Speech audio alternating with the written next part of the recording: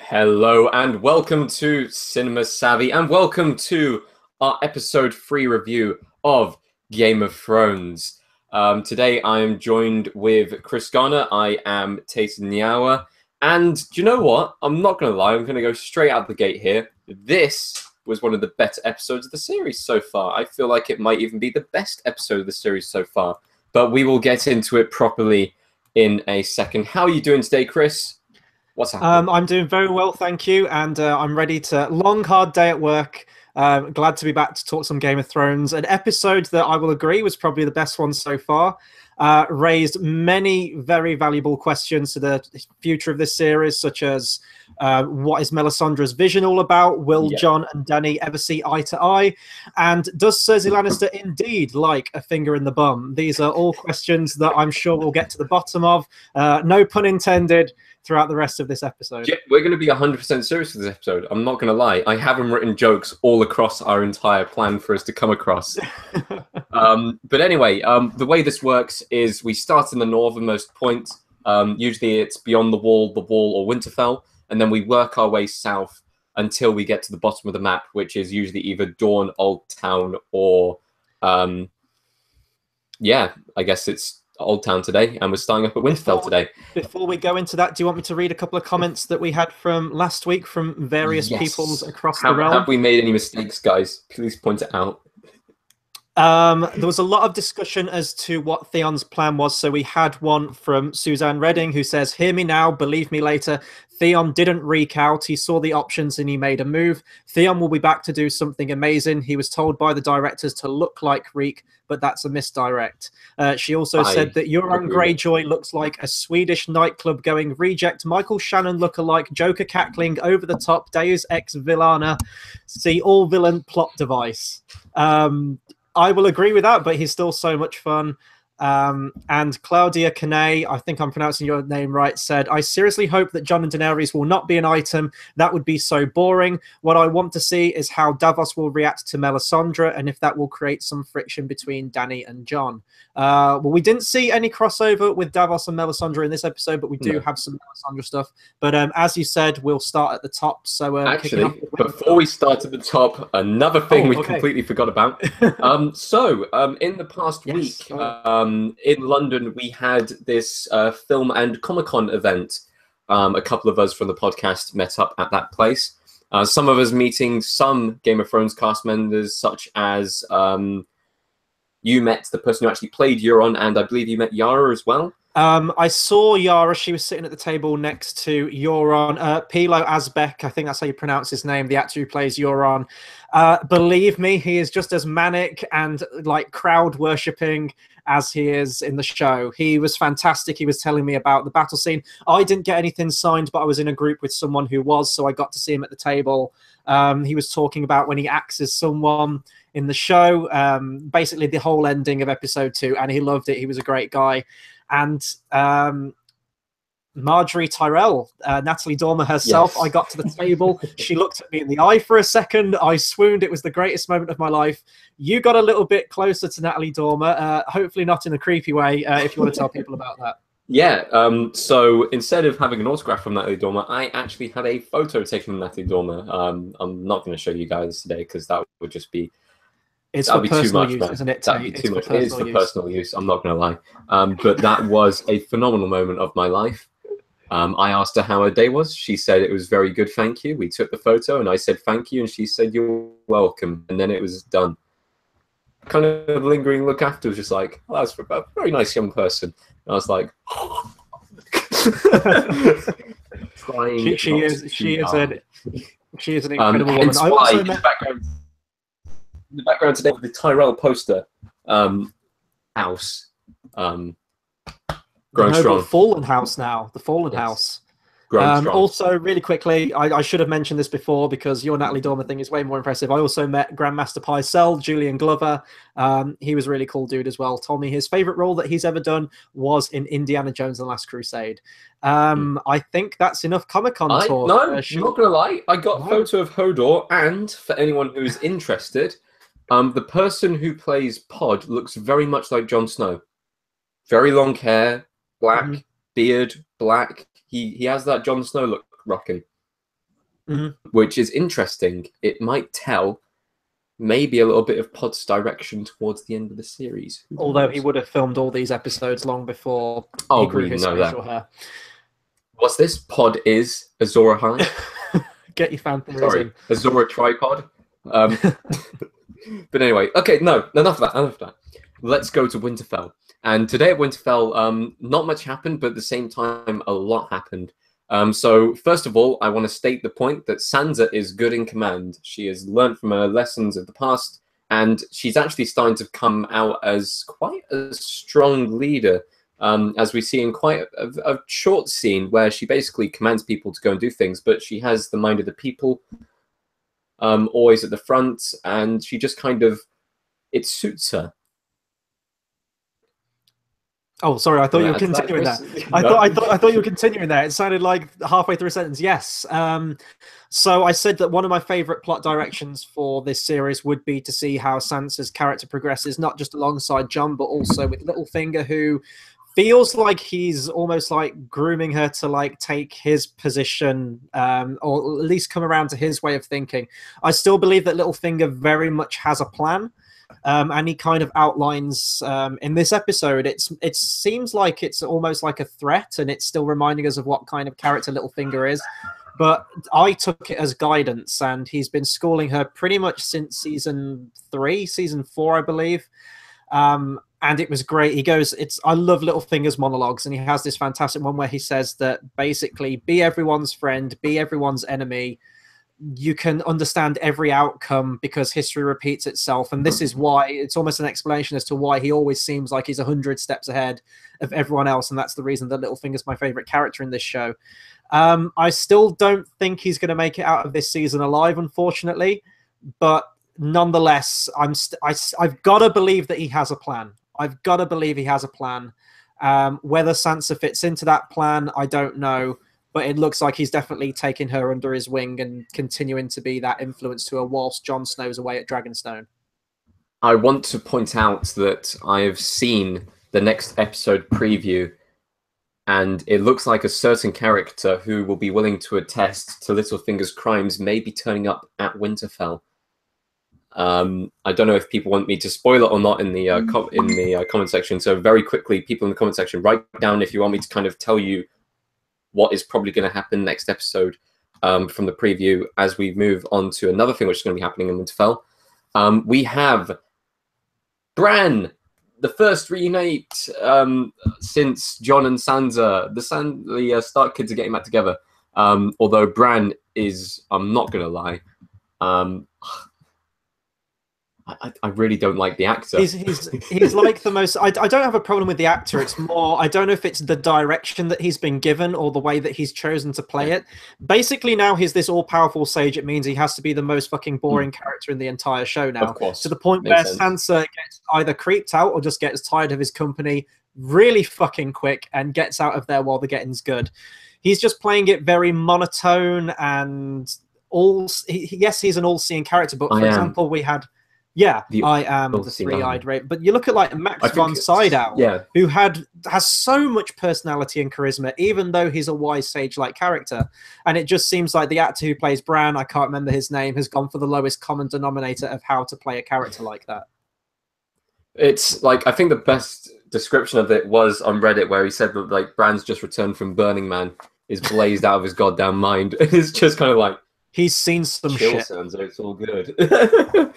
But no, then he goes full creep mode. Jesus Christ. It's like, okay, you can have a character, like, two characters reunite and shit like that, but you can't just go and say, like, Sansa looked beautiful the night she was raped. Yeah. It's just like, I wondered why the hell he went there. It was so dark. I will say the initial like reuniting of the characters, I really enjoyed. I like that we're seeing characters finally meeting up again with each other since like season 1, like the last time they saw each other. It's been a long time. And I think it's down to the soundtrack as well. When Ramin Djawadi's music kicks in, that Stark theme on the cello always gets me in the feels. But yeah, I don't like that was so weird. He could have referred to any event. Why did it have to be that one? He could have said, "I'm so sorry about the things which happened down in King's Landing," like staring at Ned's head. That would have been okay creepy, but at least it would have been like, okay, loving, sorry. This is a beautiful night. You looked so beautiful when you were raped. It's just like, what? Dude, I know you've been living in a tree for the last year, but come on, man. Seriously? He was like painting a picture of it all. He says, like, I remember the snow was like that night. He was really poetic with his language. It's so fucked up. That's what Theon was looking like. He was just like, because there's like Bran walked in and he was just like, yeah. Or maybe Bran walked into Ramsay. Oh my dude, moving on. Swiftly on to Dragonstone, as far away from Winterfell as we can go. And speaking of Theon, oh god, we can't escape it. Theon is recovered by a Greyjoy ship now. I didn't expect this at all because, for one, he was trying to get away from the Greyjoys. I guess it makes sense that they would still be in the area after the battle. We don't know how long he's been out there. I'm guessing it was literally just the next morning because I don't think he'd be out there for much longer than that. I think it was the next morning. I think it was one ship that survived from their side of the battle, not Euron's side. Oh, okay. Maybe the ship had gone. It was one in the back line, saw the battle happen, saw them escape, and then was going back around to look for survivors. I feel like. Yeah, and it wasn't exactly the direction I thought that Theon would escape to or be picked up by. I think we both had different ideas, but that's pretty much up there now of the character that I'm most looking forward to seeing, because he is going to have a character arc out of this. Like, a lot of people might have think that he turned tail, he was a coward, he's still Reek, but as we said in the comments from last week, he's definitely got a plan, and he might not have it fully figured out yet, but he's gonna get back to Yara. I believe that will happen, and I believe he will come into his own either by the end of this series or by season 8. Sorry, what was that? Sorry, I just I saw a comment on the thing. Dude, okay, I basically said that Theon will either come into his own either at the end of this season or the next season. Sorry, completely spaced out there by looking at the comments. Reek has technically been reborn in the last episode under Salt and Smoke. So it could be Azor Ahai once again. Another one. I bet there's about 6. But anyway, I feel like Theon will always be the main candidate to be kind of the Greyjoy champion at the end of the series. He will rule over the Iron Islands come the end of the series. I think this is because not only was he a character at the very, very start, so they wouldn't want to give it to Yara coming in series 2. They want to give it to Theon, who was there from the very, very, very start. As we've seen his character fully develop an entire circle from being a brother to a traitor, to a slave and a victim. Kind of the lowest, literally lower than a slave, I would say. A victim, to him being a servant to his sister, I would say, and accepting that he wants to help, to him being a leader. I want to see this full transformation. And I completely agree with the idea that that was the best option. It was the only option he could take. If he took one step forward back towards Yara, Yara's dead. He's probably going to die immediately afterwards. The whole point of Euron is Euron wants to see Theon and Yara suffer in front of each other. So he wouldn't kill Yara. Oh, I killed your sister. He'd want to make sure that Theon was watching. Therefore, by Theon leaving, it took away his satisfaction of it, and it saved her life. And we need to remember as well, and if I recall correctly, when Euron shows up, he parades the 2 Dornish women, Alaria Sand and the last remaining Sand Snake through the street, as well as Yara, but we don't see Yara in the throne room. He doesn't take her there. Yeah, we do. Oh, does he?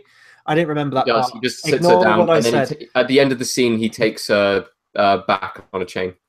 So I'm assuming that's going to be his personal prize from the battle.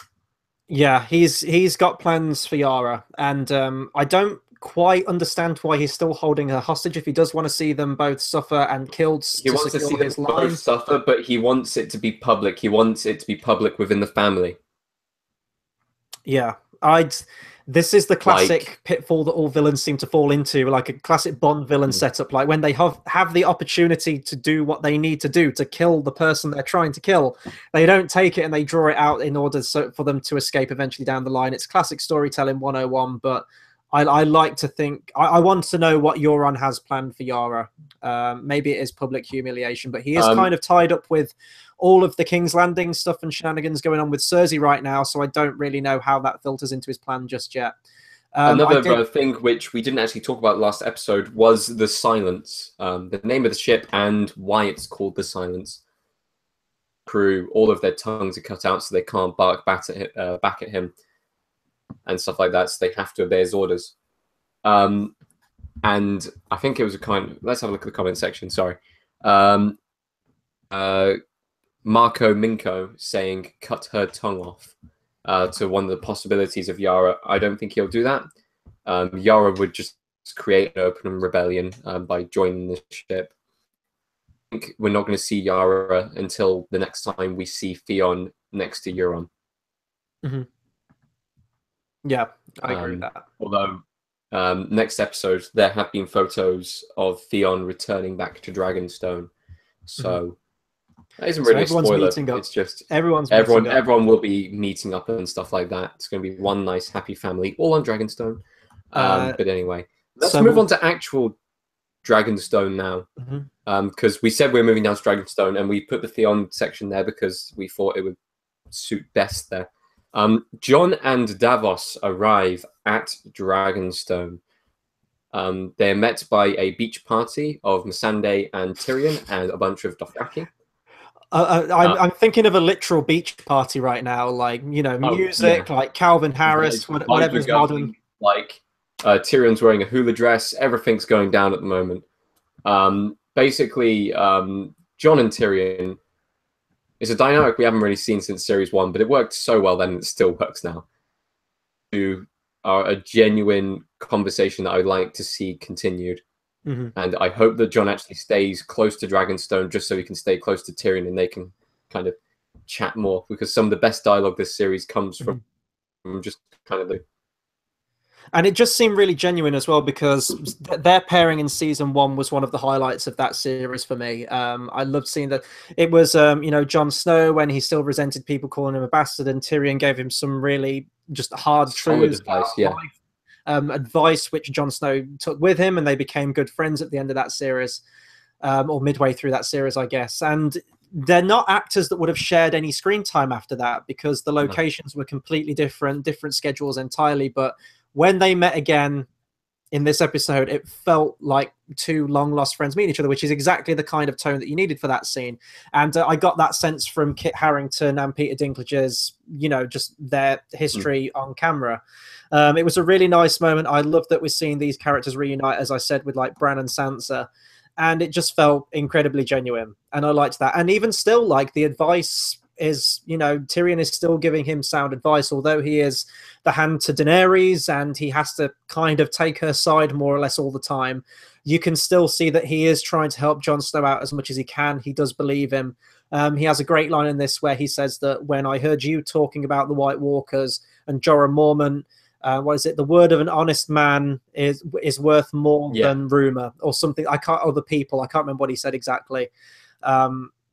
But no, their screen time was perfect. What I didn't like this episode was that we get a hell of a lot of screen time from Emilia Clarke. Whoa. Before we go into that, because there is a little bit more before that, Chris. You're jumping ahead of yourself here.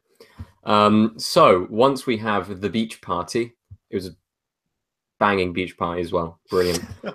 the Dothraki take the boat, take all the weapons, which leads on to that scene, which we'll talk about in a minute as well. There's a very kind of wink moment where Jon and Tyrion are discussing as they're walking up the steps towards Dragonstone. I'm not a Stark, wink, hinting towards the fact that he's a Targaryen and a Stark, wink. If you don't know that by now, then you somehow avoided literally the biggest thing in Game of Thrones since book 1. Like, seriously, how have you avoided that? That's amazing. There's one thing to note about them walking up to Dragonstone with this, which I'll say is I love that set for Dragonstone, or the CGI, the bridge leading up to it. I love how it's laid out. But I was reading some of the comments about what Davos says to Missandei, where she's very short with him, and then he says like, "Oh, Dragonstone's changed." A lot of people were taking that as like a real like racist slur. What? Like, oh, now Dragonstone's been populated by, you know, like slaves and Dothraki. And I think people even said like it was making fun of the actress who plays Missandei, like her race. I didn't get any of that. I just got that she was very rude with him. Oh my god, I'm going to go ahead and say this. People will find an excuse to argue over anything that has ever been said.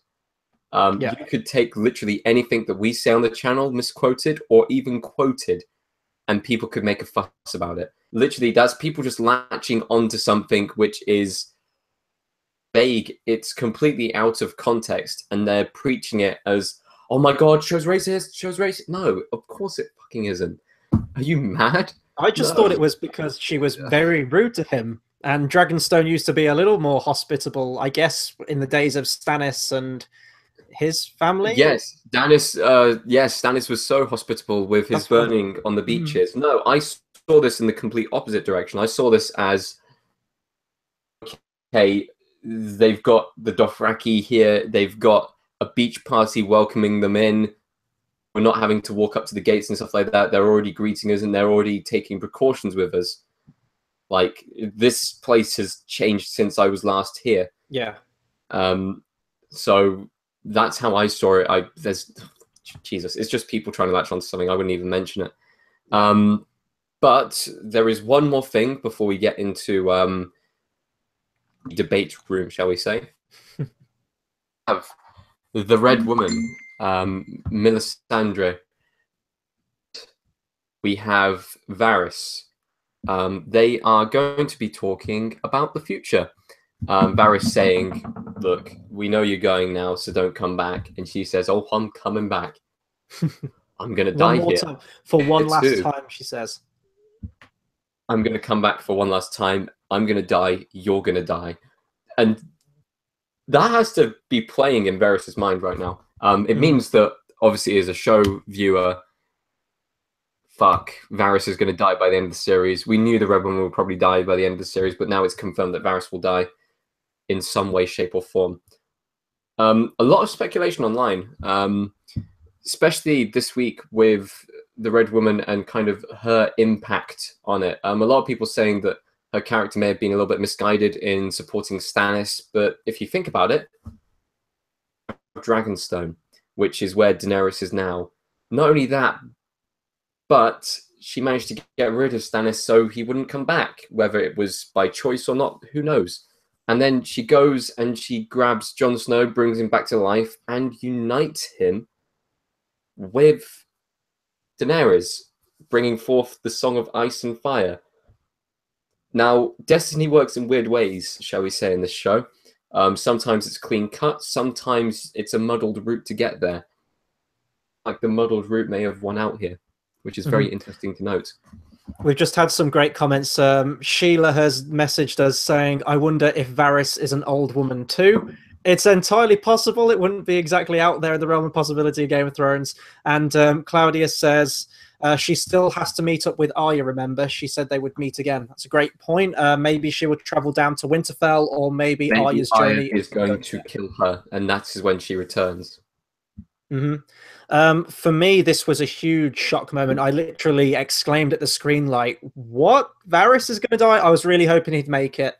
But I said this in our group chat before, that I think that when we get to season 8, it's ultimately going to have a happy ending, but at a cost. Like, a lot of people will die in that last season. I think a lot of people will still die in this season, but especially season 8. And it's sad to see that Varys will go. I don't know how else you can interpret that prophecy, because with Game of Thrones history, every prophecy, every prediction always has multiple different answers. I don't know if there is another answer to this, because it was pretty much, you're going to die. Like, you're going to meet your end, essentially. Yeah, you're dead. Yeah, which is a shame. But no, she didn't say that. But yes, shall we? We might be getting a George. Ooh, hype coming in. Especially when we're talking about a scene which some controversy. I seriously enjoyed this scene, and I don't think Emilia Clarke is that bad of an actress. Discuss. No, she's not bad. She's fucking awful. But continue. I genuinely think that this is one of the better scenes that she has actually acted in. Not only that, but I don't see the problem with her, really. I understand that she isn't maybe the strongest actress in the show, but at the same time, she does bring a small amount of gravitas to her role. She does her role perfectly. It's not overwhelmingly good, like beyond like mind-blowingly good. It is fine. It fits it perfectly. Like I wouldn't recast. I couldn't think of anyone to recast as her at this stage. Like even in series 1, all the way back, all the way through the series, I couldn't thought of a single person. Well, who no one had heard of Emilia Clarke at that time. I would have still gone unknown with it, but okay. Like as far as this scene plays out, it's a very kind of cat and mouse game, kind of who's in charge, who's not in charge, kind of deal. And as far as character development is concerned, like I would say both characters develop in this scene alone. In fact, all 4 major characters develop here. It is put on the back foot in conversation, which is very rarely seen, and that's done by Jon. Davos steps up again and hypes up Jon for what he is, and has another amazing speech. We have Jon standing his ground, saying like, this is it. This is the final battle won here and now in this conversation, and we really need your help. You need our help. And Daenerys kind of talking about this, trying to forgiven for the sins of her own father and not to be judged on that. I feel like there's everything here for the characters, and like the acting served it perfectly well. I really enjoyed this scene. I will completely disagree with pretty much everything you just said. There's no sugarcoating that, Tate. Like Claudia says in the comments, like with compared to Dinklage, for example, the actor who plays Davos and Peter Dinklage are trying, like Atlas resting the world on their shoulders, trying to keep these actors like going in this scene. Kit Harington is better out of the two, but even so, to me, Jon Snow is still kind of a wet blanket of a character. He's kind of like the ultimate paragon character. If anyone plays a video game and it offers you to be like an all-out bad guy or a good guy, it's just... It's the way I see Jon Snow is that he never asked to be in charge, and he's doing the best with what he's been given. Like I've got no problem with the characterizations, like the characters themselves. It's the performances. Kit Harington does play it, but I'm not bashing like Jon Snow as a character. He's one of the best characters in the show, but the performance, it's just a bit bland. It's just a bit boring with no oomph behind it. Maybe you can argue that he's from the Grim North, so the grimness shines through. But Emilia Clarke is... Even here, the battle between words is truly between Davos and Tyrion. Like, obviously, those two are the biggest kind of acting powerhouses there. But not only that, but they have the roles of, like, for each of their relevant characters. I guess, but I just can't stand Emilia Clarke. I'm sure she's a wonderful person in real life, and I'm sure if I ever saw her at a Comic-Con, I would equally swoon over her as I do Natalie Dormer. However, when it comes to the performances, she is just truly terrible. I said this last week, but many of the actors, even if they started off at a shaky start in Series 1, they've grown as actors as the series have gone on. Daenerys has remained the same, and whenever she tries to be tough or intimidating or any of those aspects, now she's going very regal with this character. She just like has this stiff upper lip and kind of like this squinty look to her and tries to be badass and talk in a monotone voice, and it doesn't shine through at all. And it's a shame because the character of Daenerys, especially in this episode, she's not all out the good kind of... And we have a George. Hello, George. House Aldridge is here. I'm walking home from work. Can you not hear me? I know. We've got an action cam. Awesome. No, this is pointing at the sky because it's dark and no one's seeing what I'm wearing. And there are people on the other side of the road. What's up, people? House Aldridge is here. I haven't been on Game of Thrones this season, have I? No, this is... You made quite an entrance. Not quite as good as an entrance as you're on Greyjoy, but still, it's up there. Are we talking about Lord? Yeah, It is Well, dark. unfortunately, no. We're talking about Daenerys right now, and I was just kind of in the middle of the rant. Okay, keep going, people. I'm just going to listen and patch him when I can. Okay. I was to say, the characterization of Daenerys that we're introduced to in this episode, she doesn't seem as clean cut as other series where she's always been chalked up to basically be like Jesus and like the Messiah. There's a lot of comparisons you can draw to her with Cersei in this, in that she is showing more of that mad quality and tyrannical quality to her. But whereas Lena Headey is an incredible actress and can get that across on camera and evoke that emotion, Daenerys, you absolutely just don't get any shred of that with Emilia Clarke's performance. The one thing that I did like in terms of the script between these two characters was that we get more about their backstory and their conflict of interests and how it relates to their parentage or ancestry. So Jon Snow talks about what is it? His uncle, who was, I think it was his uncle, wasn't it, Brandon? Yes, his grandfather and his uncle. Well, and Daenerys talks about the sins of her father, Rhaegar, the Mad King. Do you know what? I feel like this scene isn't being given as much credit as it may have been. Like, of course, this wouldn't be an explosive scene. I'm happy that the scene didn't end up with Jon and Dany on good terms, because that would just be very cheesy. Instead, we got an honest look to how these characters would probably meet with due respect for each other. And do you think by the end of this episode, though, the entire conflict is resolved? No, definitely not. Quickly? She's still telling him to bend the knee, and he's still refusing, and she still has that same opinion of him being an open rebellion. Has changed since he entered that room, other than the fact that maybe they are slightly more of allies. She has someone who she can maybe even trust in the North now. Having that kind of power, it's useful to her more than it is useful to him. Mm-hmm. She's obviously never going to be able to give him something that he truly needs. She is able to give him the dragon glass because it means nothing to her, as is later stated by Tyrion. In time, like, it builds up a relationship. It's the first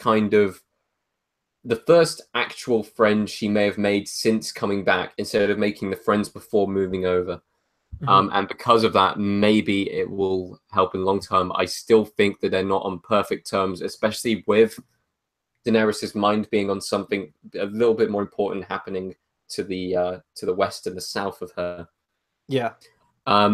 So we do have a second conversation happening. The Brood Off, shall we call it, the Brood Bowl. Tyrion, who lost the Brood Bowl to Jon Snow. The broodiest motherfucker in the land. This scene is another nice scene between Jon and Tyrion. It's another one about them communicating together and just the kind of chemistry they may have together. Whether that is foreshadowing to Tyrion being Jon's hand and him sitting on the throne at the end of the series, who knows? But anyway, I want to go ahead and say that this scene, it's good negotiations. And it's good on Tyrion's part because he's going the extra mile. He could have just waited for Jon to kind of like come back in and ask for something. But no, he goes out of the way. He's doing a lot more for Dany than Dany is doing for herself at the moment.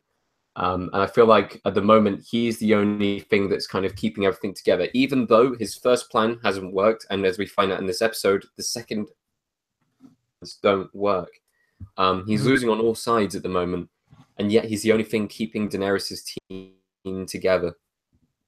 I think this team is going to fall apart, though, because if you remember back to what Olenna said to Daenerys, and probably the last thing that she did say to her was, be a dragon, which we poked a lot of fun at. But she told her not to listen to Tyrion. And look where listening to Tyrion has got her so far. It's kind of thrown her into this uneasy possible alliance with Jon Snow. Does this mean she's going to become the Mad Queen?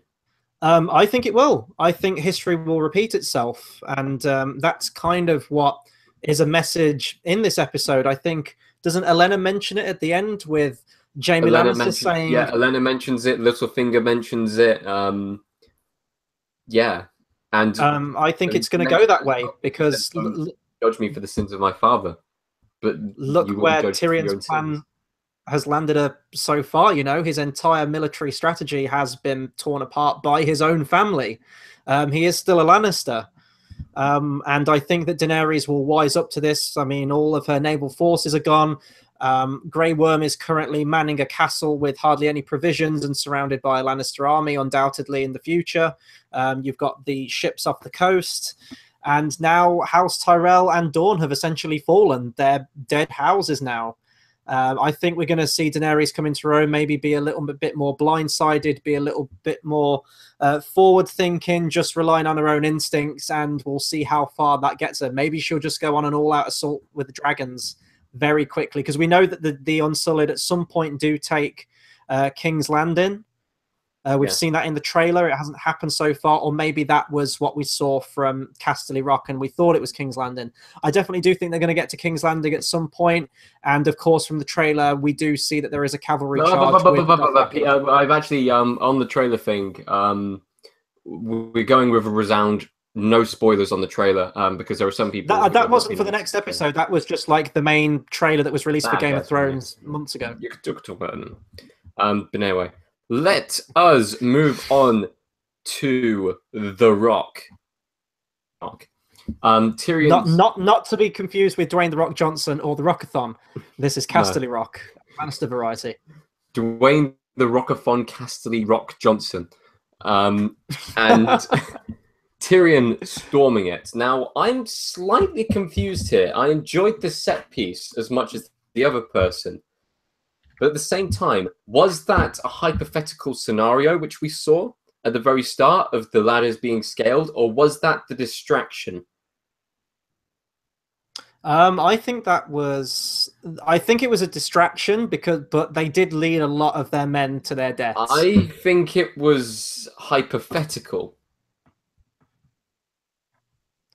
No, I think Game of Thrones has never done anything like that in its history. Everything you see is pretty much literal, unless it's some kind of trippy vision. That looked like their entire army there.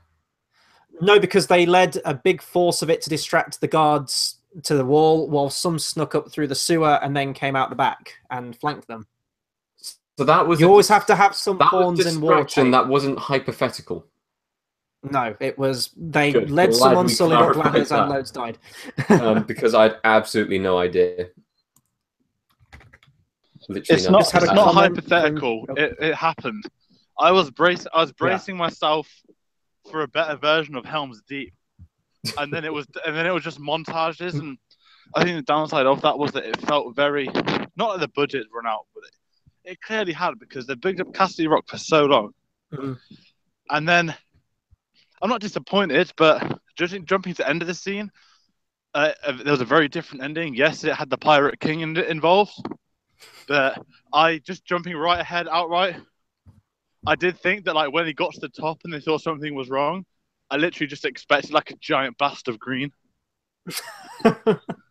We talked about that, didn't we? That like Cersei's plan from now on is literally just going to be blow everything up with wildfire. We're gonna need some wildfire. Wildfire.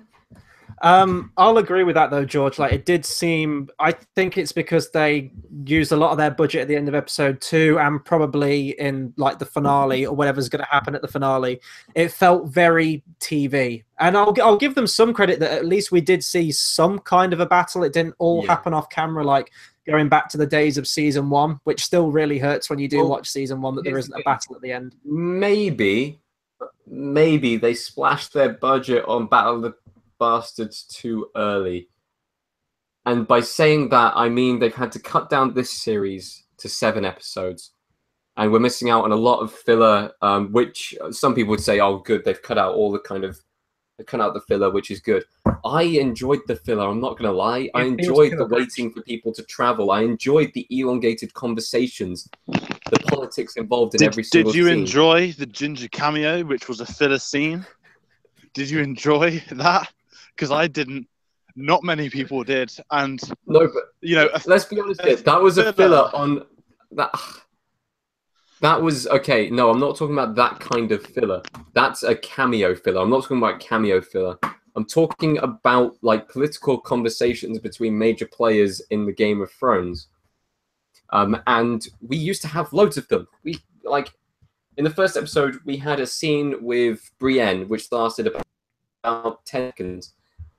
normal show, that would be a minute and a half long. It would be her training up Pod, and it would be what's his face, Tormund looking on, and that worked in the earlier series. And this series, I feel like they've just, because they got less of a budget, they've had to cut everything down.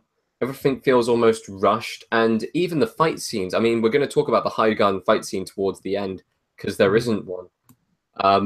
But like, even when they were talking about that inside the episode, they said, "Look, the Tyrell army wasn't known for its military command." I don't know what they say. Growing strong, everyone growing strong. But like, that just feels like we had no budget left, so we just skipped the battle. And maybe they pulled it too fast on having like the most expensive episode, the most amazing visual episode, the biggest war episode, because now they have nowhere else to go, nowhere else to one-up it. And the only way I reckon they will one-up it is a battle with dragons involved, which we're obviously going to get this series, but will it be as good as the other one? No, of course it won't. Will it be anywhere near as good?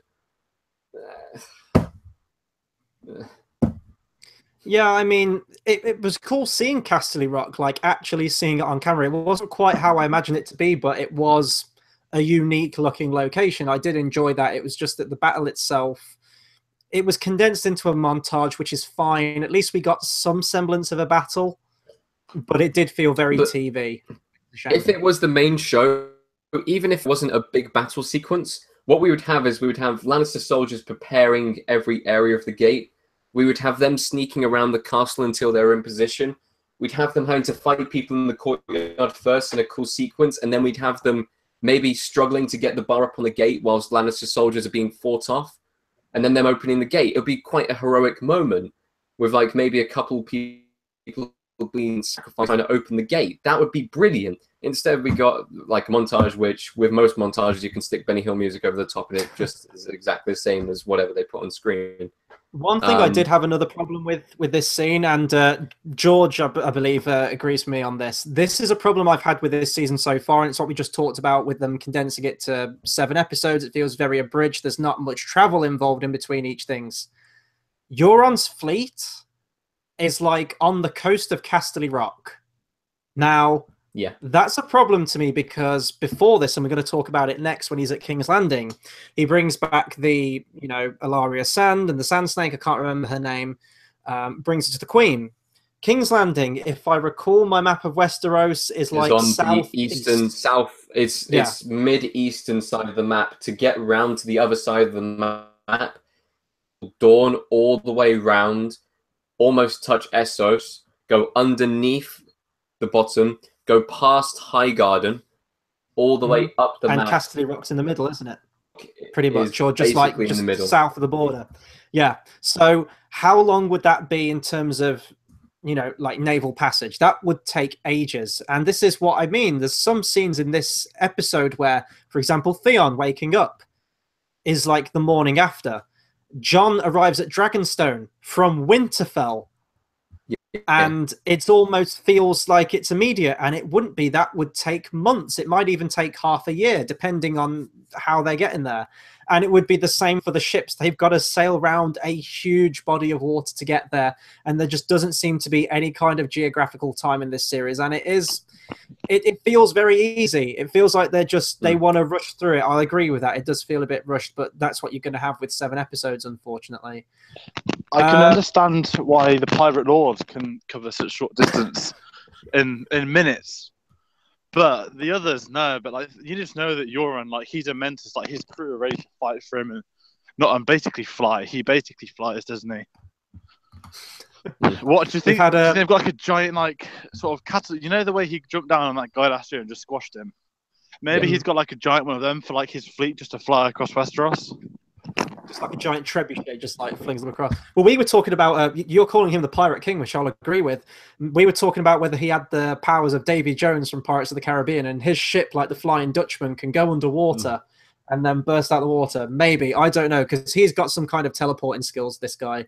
But whilst we've got George on, shall we move to King's Landing and talk about one of the greatest characters in Game of Thrones history at this point with Euron Greyjoy? Why didn't you wait 2 minutes while I'm in the house and I have a decent microphone? Okay. Or is there no one left to talk about? Talk about the Sands. Talk about the Sands. No. Okay, that. we'll talk. I want to talk a little bit more about Casterly Rock. I'm not done with my Casterly Rock bashing. It's. Here's the thing, though. I enjoyed the Tyrion side of the scene. I enjoyed the way that they did it in that way, with Tyrion explaining one thing and then kind of pulling the wool over the eyes in the other. But, dear Lord, like, I would have happily waited another year if we got 10 episodes. I can't be the only one here. I can't be asking for too much more because HBO makes so much money that this is a drop in the pond for them. Like, I just wish that it had a bit more. And, I mean, we get to see a bit more fight choreography and stuff like that with, what's his face, Grey Worm. But at the same time, I've seen the episode, like, twice now. And in both times, I think the second time I realized it more. It would have been more impressive if it was done to make it look like it was one shot. Instead, it's literally 2 seconds cut, 2 seconds cut. Whilst we could have seen him fighting up the stairs, we could have seen him like taking down everyone. That would have made it a cooler sequence. Instead, it just feels like it's been pushed to the editing room as fast as possible, and you're left there with that scene. Mm-hmm. I think we'll have to move on to King's Landing now. We won't talk about Euron until George is on, so we'll just skip ahead a little bit. George inside a house.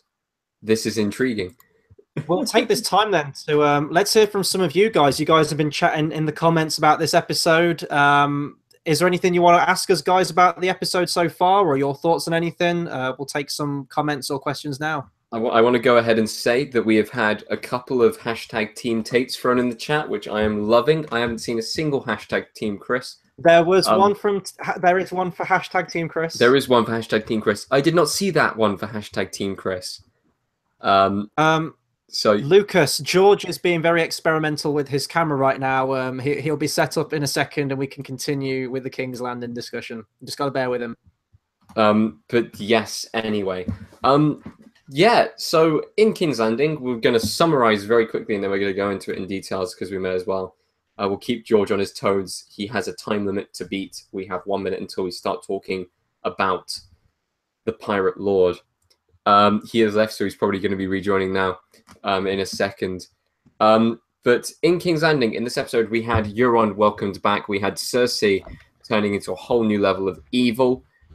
We then had Cersei and Jaime, as well as finally the beautiful Iron Bank of Gattis returning. So let's start off with Euron, the Pirate Lord of Westeros. Pirate Lord, the Pirate King, Master of the Seas, soon to be the King of the Seven Kingdoms. Is it Master Kingdom? of the 14 Seas. Realms, isn't it?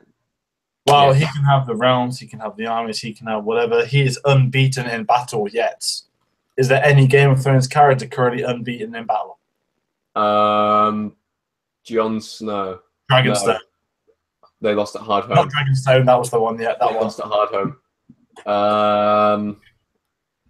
Daenerys? Daenerys? No. She's even lost one or two. She lost all her saves, didn't she, for that first time? Yeah, she did. No, you're right. I wouldn't even. Yeah, no. I'm trying to think. As far as battles are concerned, Bronn.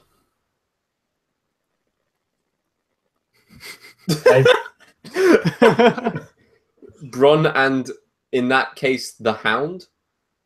No, the Hound. No, the Hound lost. Ah, yeah, the Hound. Bronn is undefeated in battle. So is Brienne. Well, technically she was Team Renly, so that died. Yeah, I know, but the point is that Euron Greyjoy is a fucking badass. Please explain the House Tyrell sign, which is now extinct. Right here. The House Tyrell sign. It's in honor of the Queen of Thorns. It's also in honor of many of the bastards of House Tyrell, which could come back. Who knows? They may bring back some of the characters from the books or even the games. Mm-hmm. Who knows? But anyway, no, that is there purely for Dormer and Dormer alone. Yeah, so should we talk some Euron then? So hang on, we've got a strategic camera pan going on right now. I haven't got a microphone plugged in. Oh, okay. Inside George's camera work this episode. One of the best lines of the episode has to be Euron talking about Theon to Yara, and just the delivery of it alone, where he goes, you watch him fleeing off that ship. What a twat! It's just beautiful. That was my favorite line from the episode. There's another great one, which we'll talk about in, well, I don't know how much great detail, but we'll talk about it. But what a twat was my favorite. That was my line of the episode. There was one better line. Which will be in the latter scene, I'm assuming, featuring Yes, it's... No, we'll talk about it in detail. We said at the start of the episode we would. Good. So we'll talk about it in every gruesome detail possible. So yeah, Euron returns to King's Landing as hero of the people. Someone pointed out that these people from King's Landing who are starving are willing to throw their fruits and vegetables at every single person there, for no apparent reason. And yeah, like, I don't get that. Like, you're poor, I understand that, and you want to show support for the Queen. We know you're starving. You're still throwing food and shit like that at the people in the streets, whatever. Anyway, Euron brings them into court. He lays down the 2 remaining sand snakes at the head of Cersei and basically says, I've given you what no one else could. Revenge for your daughter's death. He then proclaims his love for her. She says, we'll get married, but after the war is won. Then basically he goes and taunts Jaime, talks about sexual fantasies with Cersei, how she likes it, with a finger up the butt or anything like that. And we later find out that no, that's how Jaime likes it. So yeah. Any thoughts on that, guys? There's one really slight one, which might be just me reading too much into it, but is Euron only the second person in the show's history to ride a horse into court after Tywin Lannister? I was thinking that. I was like, look at this motherfucking badass. Look at the way he just glides into there. No fucks were given on that day. And like we mentioned, like meeting him at Comic-Con at the beginning of this episode, but how his character is in this show is pretty much exactly how he is in real life. Like he is. Oh, did you guys talk about Comic-Con? Yeah. Literally. Yeah. I mean, he was a Pirate Lord before Sunday, but until I witnessed him redo a scene on my friend in his stomach, and like, did you say about where he signed? Basically, one of my friends got it signed on. He got him signed. I know. The I9's like, what a shithole! Like, he sounds exactly like he does. No, that sounds stupid, but he's literally turning up on set. Like, I don't think this guy's even reading your script. I think he's just going for it by himself. Like, this guy. He probably is. I feel like he's one of the characters who's probably just given a very basic, this is what you have to do in the scene. You have to walk through the streets, you have to taunt Yara, or this is what you have to do in this scene. You have to walk into court. Maybe, I feel like the only scripted bit was the bit where he has to say to Cersei, you know what I want, and stuff like that. But past that, I think he just says, taunt Jaime. And I feel like that was what he went with, because it looks like Costa Wildou looks completely caught off guard by that. I think that's a genuine reaction of him. Mm-hmm. Like, and he knows that he can't do anything. Like, old Jaime would have just like brought his sword out and just like stabbed him there and then, but he can't because of the alliance and their need for the Greyjoys at this point. Another thing I wanted to bring up. Oh, sorry, I was just to say one thing I loved was that Euron brought the fact that people are cheering for him. Yeah, because it's the whole Jaime dynamic of the Kingslayer, but you did kind of think about, that is a good point. Like, how often do they cheer and stuff like this in this, not in this show, but he's right. He needs that support from the public, and that will help him even more in his potential claims to the throne. Mm-hmm. One other little thing I noticed as well. This is more so with Cersei and Jaime, where like after the events of that, she goes up to Jaime, starts making out with him. And he says no immediately. And it reminded me of not quite as extreme as it was, but was it series 4 with Joffrey's like funeral thing where Cersei's hesitant.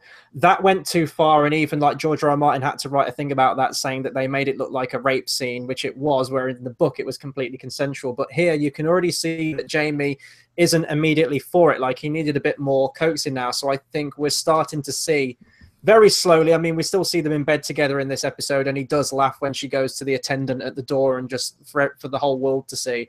But I do think we are starting to see Jaime, especially his bum crack, as Cersei completely predicts Euron and sticks one up there for the team. I thought she grasped cheek. I don't think she inserted anything into any orifice. I feel like it was implied with the previous scene being stated, and maybe to make Jaime rethink about what is going on. This is an episode about Jaime rethinking about quite a lot of stuff here, I reckon. But anyway, we move on to what my favorite scene of the episode was, personally for me. Might be the most evil thing done in the show so far, because you can have a character as Cersei is and have her evil and go and rampage and blow up everyone else. That's very big, brass, and bombastic, but this is small. This is personal. This is getting personal revenge on one person through poetic irony to this point where it's just goddamn evil. She takes the final Sand Snake, who I actually don't know the name of, and I'm really bad for not knowing that. Is it Ilaria? Ilaria Sand is Oberyn's wife, or paramour. Whilst I'm talking, can someone please figure out who the final Sand Snake was? But anyway, she talks about the ways in which mother loves a daughter and how there's nothing more precious of that. Everything feels on edge. You're like, well, she's obviously going to kill one of them here. It's Tyene Sand, by the way. Tyene, yeah. And even though people have hated on the Sand Snakes throughout the entire series, I feel like with only saying one word, Tyene actually acted this better than any of the Sand Snakes have acted any other scene in the entire series. The complete look of terror on her face while Cersei is just talking them down. And then the point where Cersei kisses, and you know from that point on that it's just done exactly the same way that Marcella died, and the way that Cersei explains it, I just can't get over it. That you will watch your daughter die, you'll watch your daughter rot and then turn to dust, and then you will live on with the consequences. We will feed you, we will keep the torches lit. You will live through this. There is no way out. Your punishment must be more severe. Again, as is so often the case in this series. It was a very it's not terrifying, but I spent a couple of days, and I don't know if we all spoke as together, like, what's she gonna do? Because I thought the reason that the reason they let one Sand Snake live was to basically do a public execution of the Mountain, because we haven't actually seen them do anything in the last couple of years. And I thought, okay, they'll do something big and then punish it. Strip is what I did think about having the Mountain crush your head in, but no. And then when you get to, like, you know what? I mean, I couldn't have thought of a scene that good. As simple as it is, it's so much more brutal. Just that, you know, if you don't eat, then I will force feed it down your throat, and you will spend the rest of your life watching your dead daughter like 24/7.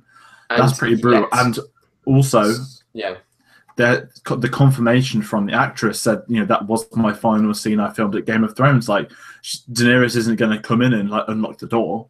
No, this is it. It's game over. I thought it was a fantastically acted scene by all three women in the room. Yeah, and George, you brought up the point. I thought it as well when her way of killing Tyene Sand is basically Uma Thurman's Poison Ivy from Batman and Robin, which it was. And to be honest, right, this is the last I'm going to talk about now. As it's Ilaria Sand, what's her name? Indira Farmer or Fargo, or something like that. As it's her last appearance, this is the last time I'm going to mention Dawn. So the Dornish storyline in the books is one of the best storylines in Game of Thrones. It's incredible. I love the characters. It's really complex. There's a lot more characters, but there's a lot of stuff going on, which still hasn't even come to a head yet in the rest of the books. As much as I love Game of Thrones, and I do love Game of Thrones, this will hang over this series like a shadow for me every time I watch it. They condensed it so much. They changed it so much to the point of, you know, it's unrecognizable at this point, and it felt the most fan fiction-y out of all the stories in Game of Thrones, which is really unfortunate because it could have been great. I was glad that you could tell they just wrote themselves into a corner with this and was just like, look, we need to just sweep all this away now, get rid of all the filler, really just narrow it down for the rest of the series. And as it goes, I hated all the Sand Snakes. I hated Ilarius. I liked her in series 4, whichever the one. Yeah, that was the one with Oberyn, wasn't it? I thought she was fine in that. It was really when season 5 kicked in, I had a problem with it. But this was great. And Lena Headey, I sing her praises every single episode. This is one of her best acted scenes that she's done in Game of Thrones. I love how she talks about, like, it's a real sensory experience, right? The way she's talking about Oberyn's death, like the sound of it, what it looked like, and how Lena Headey plays it. It almost looks like she's getting off to the memory of that because it's so just, like, it's incredible. I mean, after the scene, she immediately goes and immediately has sex with Jaime.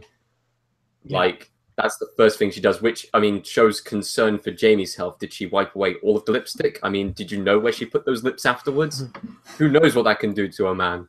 But, I mean, we know that the poison could take effect in a couple of days, in a couple of months.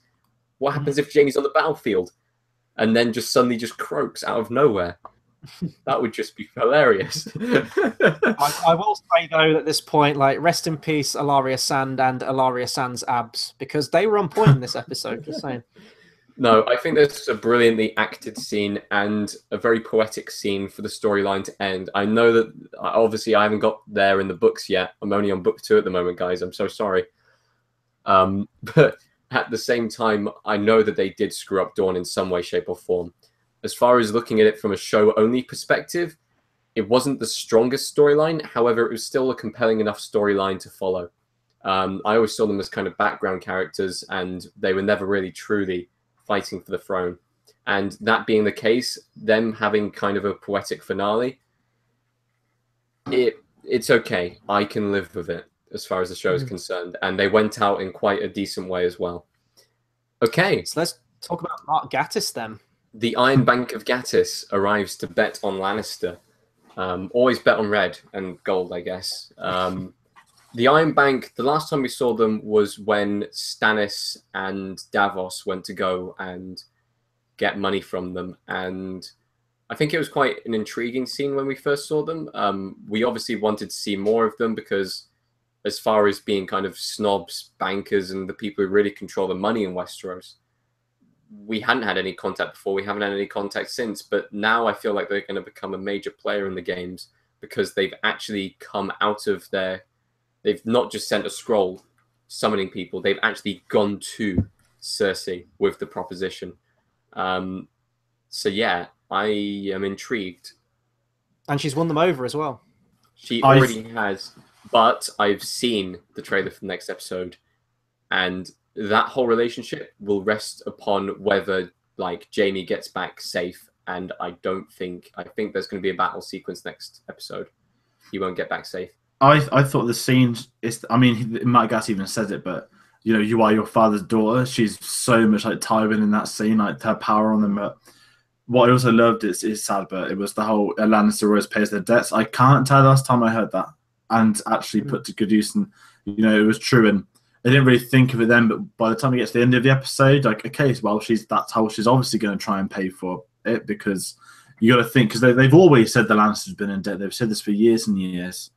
And we had a bit of evidence today, and obviously it might be fixed in the next couple of weeks. But I thought it was a really well done scene. It seems like that when you know the writing's on point from both sides, where they're not just, you know, if you look at a lot of Daenerys conversations, I know it's the wrong thing, but it's always I am Daenerys, and whoever's talking with her, they always dig themselves into a hole so that she can say I am Daenerys at the end of it. Whoever says I am the queen or king is not the king or queen. Yeah, but they always build it into that hole for Daenerys to tell them how she's done this or that. Whereas with this, it felt like they've written two even characters sparring with each other through words, and it really, you know, helped it. It was one of them great conversations that we'll remember. I did like the Varys from last episode, the Varys and Daenerys scene, but 90% of the river scenes are literally just nonsense.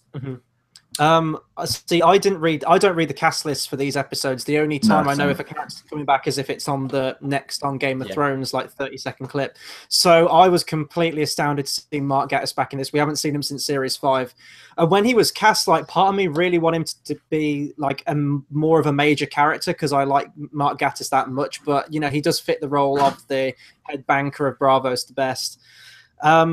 And I like there is a bit of a difference from the book. I didn't really remember this, but I did see an article somewhere saying that the Iron Bank would never stand by slavery, let alone, you know, back it or get money from it.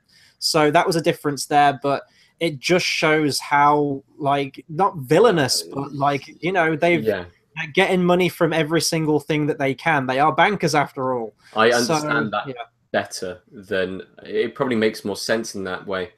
And I feel like it fitted the storyline, maybe not of the books more, but it fitted the storyline definitely of the TV show more, that the Iron Bank would profit from the slave trade or literally anything that is taking place. I especially liked Cersei's line about she's a revolutionary. How do revolutionaries fare in Westeros? Funnily enough, they tend to win. I don't know what Cersei was talking about that, but... the last time I remember there was a rebellion. I think the rebellion won. Anyway, we are moving on to what a lot of people say was the best part of this episode. It's a close second, but I have to support my house Tyrell over here. Your house as we move more. You're extinct. Well, you never know. I mean, in the games, there were a couple of Tyrells still left lying around. That's the game. That's completely different. Yeah. But anyway. Very quickly, this is the first time we see Highgarden, and I'm not gonna lie, as far as aesthetic is concerned, I am severely disappointed. Highgarden is meant to be this flourished paradise with fields of fields of food stretching for miles out from the actual place, not only just within its walls. Not only that, but to get into the actual place, there is a maze that you have to go through. Hence why no one has been able to take it, because the military knows its way around the maze. Where was that? Where was that? And where was the battle sequence that we were kind of hoping for here? Budget. I know that maybe the military... I know that the military wasn't evenly matched, and the Tyrells were definitely worse, but they have the home advantage on their side, just like Casterly Rock is the home advantage on the side of the Lannisters. I'm going to be on... Oh, sorry, go on, George. Sorry, I honestly... It was a twist that they even went there. That's what I thought about this episode. I didn't expect them to ever go to Highgarden. I kind of thought Olenna would just, chill with Daenerys for the rest of her days, but, I wasn't... I know you're a Tyrell fan. Ironically, there's more crisps left with a Tyrell name on it in England than there are actually houses in Game of Thrones, but... It's, it was, to me, the build-up, it wasn't disappointed, but when in the trailer, the shot of the Lannister army walking, and that walk was actually to Highgarden, I don't think anyone expected it, which to me means they're playing their cards close to their chest in terms of what they're going to be showing at the end. We haven't seen, I don't think we've seen a single thing from episodes 6 or 7. 5, 6, or 7. I don't think we've seen a single thing from any of those 3 episodes. Actually, maybe episode 5, maybe the Jon Snow fighting in the circle with the Hound and everything like that. But I feel that we didn't need the scene of Highgarden. To me, the Tyrells are done and dusted, and the fact that the big point is that House Tarly has been Tyrell for years, and now they're on their side, and they were a big house of their kind of co-sisters, the Bannerman. And I didn't feel it needed it, because I personally think it would have been a waste of a budget. It should have just shown the extinction of a house which you knew was dead. The montage worked to its degree of the shock twist in this scene more so than Casterly Rock. When you look at how this episode went ahead, it's like they're playing chess with each other. That that Tyrion made the first move on Casterly Rock. While they were at Casterly Rock, they went to Highgarden, so look at another one of Daenerys' advisors. And then Euron comes in with his chess piece. Yeah, he's the what chess piece would he be? The Kraken. I'd say. He's his own piece, isn't it? Like it's just a giant axe going through a chessboard. Like, boom. But anyway, no, they've been hyping up Highgarden as this beautiful place. I thought, because when they went to Dawn, they went to go film in Spain in like these ancient gardens and stuff like that, which there's never been filming in before. I thought if they're ever going to go to High Garden, it's going to be in the most lavish place ever seen. And because we have only 7 episodes this series, we don't actually get any of it fleshed out. We get none of it. We didn't need it though. For me, it's a place which has been talked about since series 2. In fact, since series 1, with Renly talking about it, like for its beauty and stuff like that, and we don't get any of that. So it makes you question what was the point if they're not going to show it.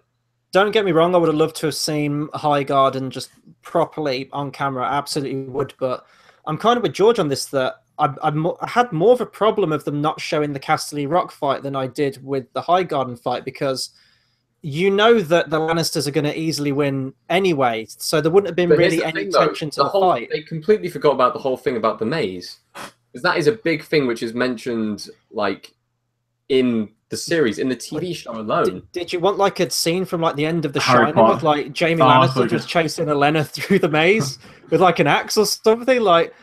Even like an aerial shot of the Lannister army, even like chopping down the maze or something like that. But that would have been a waste. Mincing through it. That's just quality or quantity. That's what I feel the last 2 seasons of Game of Thrones have been. Personally, I love that unbroken, that like jump cut shot of Jaime Lannister walking. That's probably going to be one of my favorite shots from this season. I didn't know what was going on until he gets to Olenna's room, and then you're like, oh shit, like Lannisters have just showed up and basically sacked Hygon.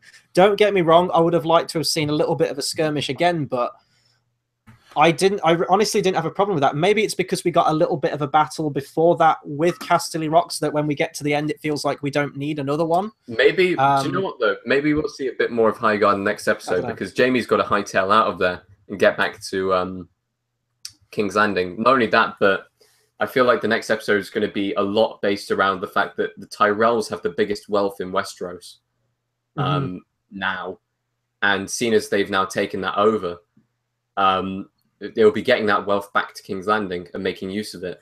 And I think they're going to set the dragons. I think the dragons will be involved soon. They're hiding. Well, they've used them in this episode in terms of flying around, but you know, I can't wait for the next episode when Daenerys finds out they've lost another place.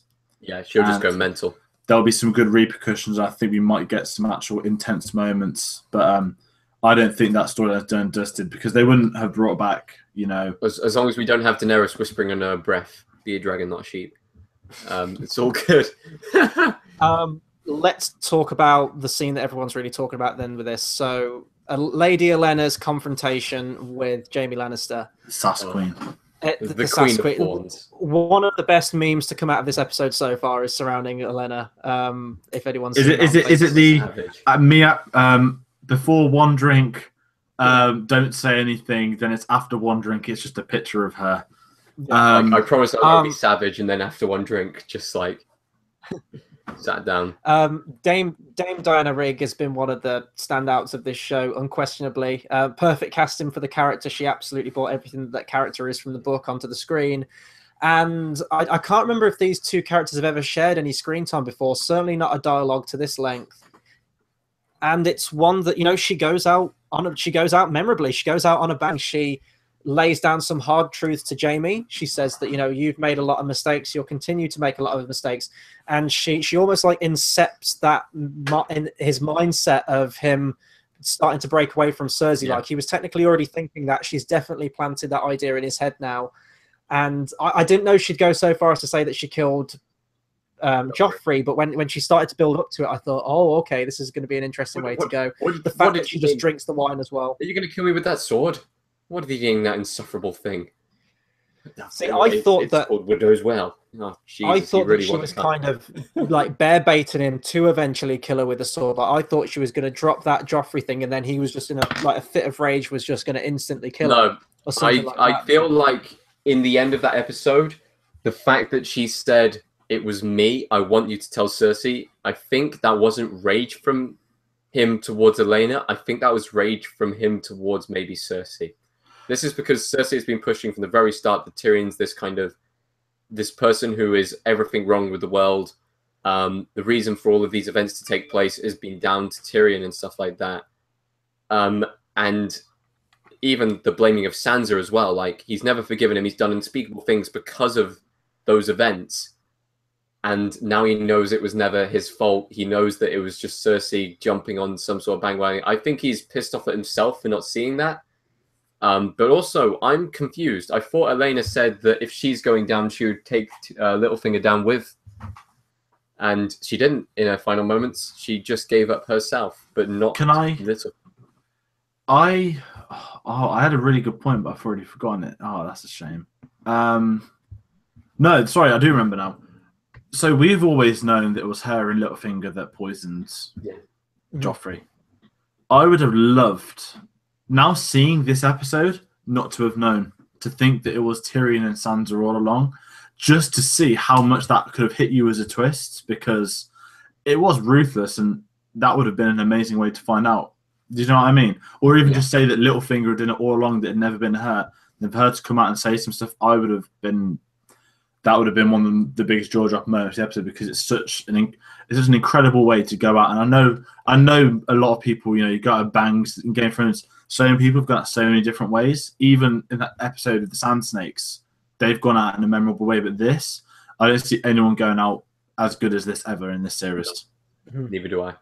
And it's like the impact that this will have on Cersei. Like, I'm sure she's going to get the news at some point. And I don't think she will. You don't think she will?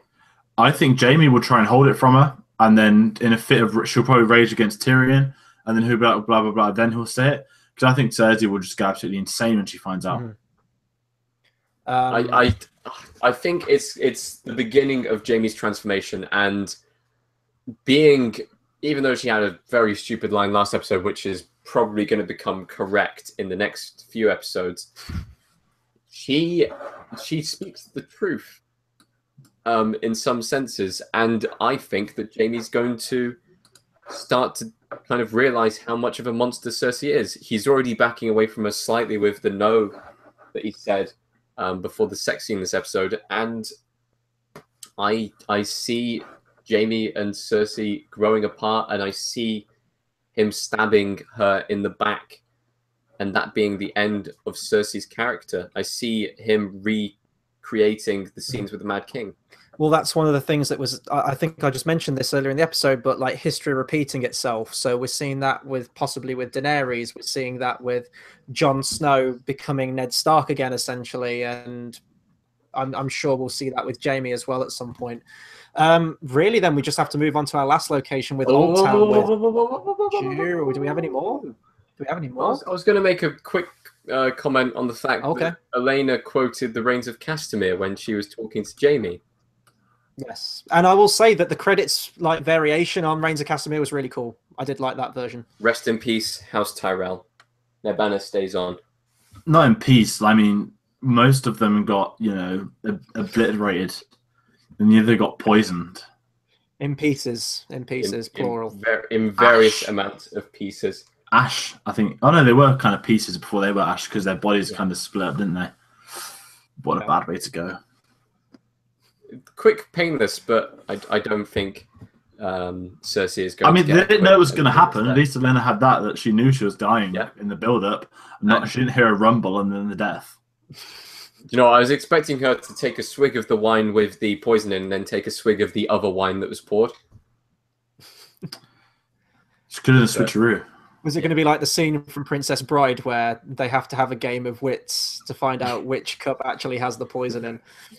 Or it could have been Eternal Health like Indiana Jones. Jaime could have collapsed anyway, because like Cersei with the lipstick and the kissing downstairs and the kissing upstairs, and who knows whether he's been poisoned or not by Cersei because of those actions. He could have just dropped dead there, and Elena could have just like, well, I'm not drinking this shit. Are you saying that Cersei put the lipstick on the wrong lips, and we're going to swiftly... No, I'm saying Cersei put the lipstick on her own lips, then just wiped it off. That could have some remnants left in there.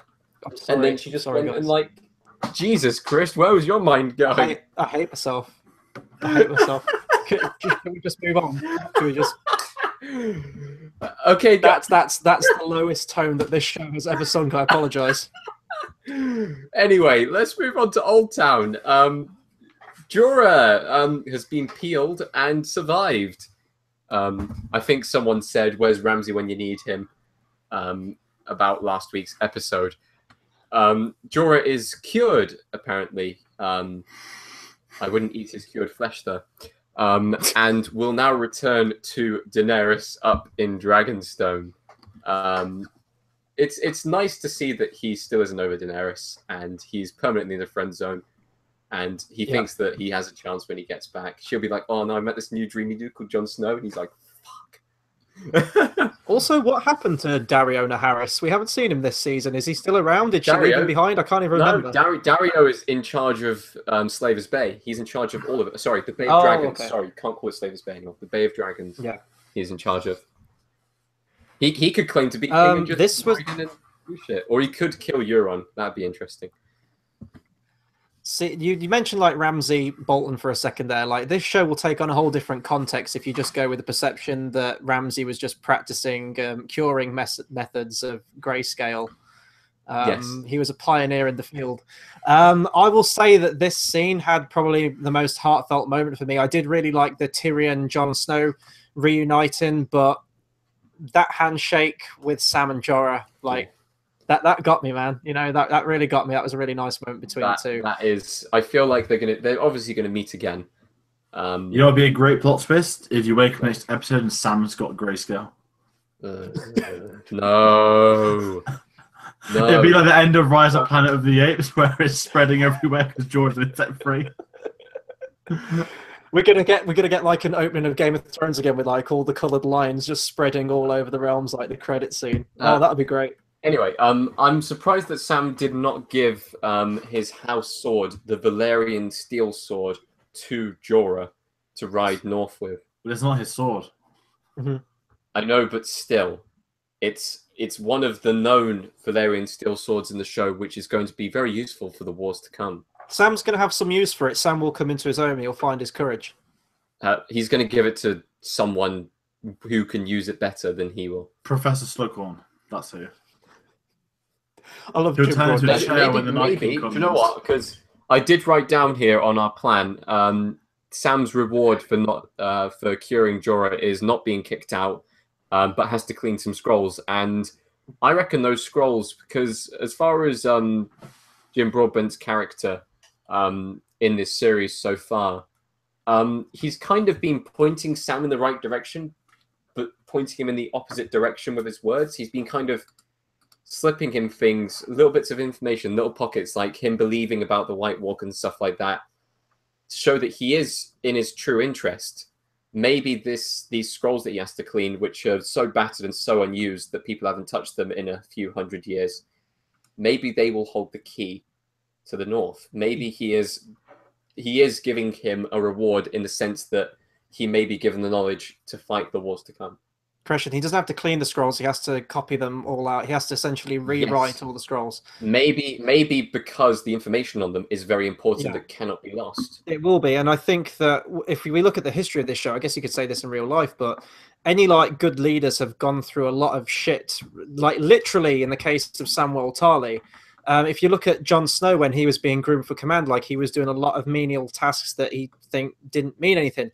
You look at one of the greatest sports movies of all time, The Karate Kid, where he's doing pointless shit that he doesn't think will mount to anything, and it ultimately wins him the karate tournament. Like you go through adversity to get to where you want to get to, and that's exactly what Sam's scab on, scab off in the last episode. Probably the most painful wash on, wash off that we have ever seen. But yeah, I believe that is everything from the episode. That was a very heavy episode, I'm not going to lie. It was. There was a lot happening in that episode. We had the collapse of 2 entire houses, one being the magnificent House Tyrell. We also had Jon and Dany meeting for the first time, Ice and Fire. We had Varys being told, "You're going to die." Melisandre telling herself, "You're going to die." We had Sansa controlling the north, and Bran being ultra creepy and ultra rapey, weird, very weird kid.